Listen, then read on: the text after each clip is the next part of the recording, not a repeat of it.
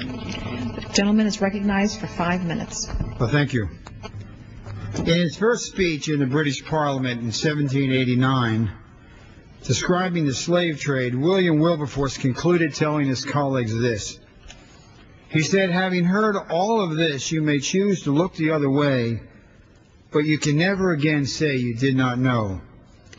Not one member of the 110th Congress can say they do not know about the nation's long-term financial outlook, which former Comptroller General David Walker said will result in a tsunami of spending and debt that could swamp our ship of state.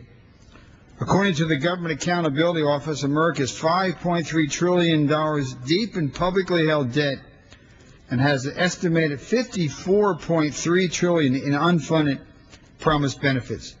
If we don't change our current course, and that is trillions with a T. The Social Security Medicare Trustees report recently issued only reinforces the dire condition of our fiscal health. The Medicare Trustee report concluded that consideration of reforms to ensure the financial security of Medicare must occur, stating the sooner the solutions are enacted, the more flexible and gradual they can be. The Social Security report echoes this sense of urgency, saying the projected trust fund deficit should be addressed in a timely manner. Making adjustments sooner will allow them to be spread over more generations.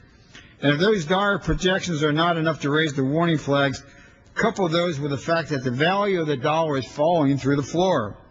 What more evidence do we need to realize that our children and grandchildren cannot afford to have their leaders choose to look the other way? I was so disappointed that Treasury Secretary Paulson's focus is not on this issue. I told him today when he testified before the State and Foreign Operations Appropriations Subcommittee that I believe he is one of the most qualified Treasury Secretaries our nation has had.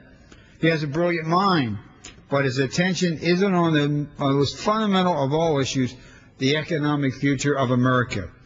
I was also disappointed that he didn't answer my question about the projections credible rating agencies such as Moody's Investment Service are making about the USA AAA bond rating being at risk as early as the year 2012. I also asked Secretary Paulson what the ramifications of this loss would be. He didn't answer that question either. Just last week, Congressman Jim Cooper and I sat in on a roundtable discussion held by Maya McGinnis and the Committee for a Responsible Federal Budget, and they've done a great job. It was such a diverse group from the business, finance, and policy communities, former CBO directors, former OMB directors, think tanks, political views across the spectrum, the Heritage Foundation, and the Brookings Institution included. Almost everyone expressed concern about the entitlement crisis we're facing. This is not only an economic issue, it is also generational and a moral issue. You may have read Pete Peterson's editorial in Newsweek this week. He ends by quoting Dietrich Bonhoeffer, the German pastor who was instrumental in the resistance movement against fascist Germany. He said, quote, "The ultimate test of a moral society is the kind of world it leads to its children." I cannot help but wonder what sort of future today's partisan Washington is leaving to generations to come. If we can come together, both sides of the aisle, we can assure that our children and our grandchildren have all the opportunity that you and I have had.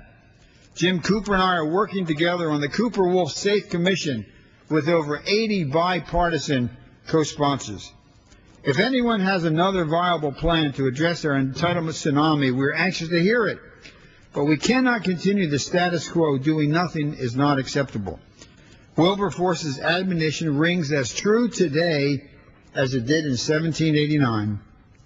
Having heard all this, you may choose to look the other way, but you can never again say that you do not know. We know, and it's on our watch. Let's fix it. I yield back to balance my time.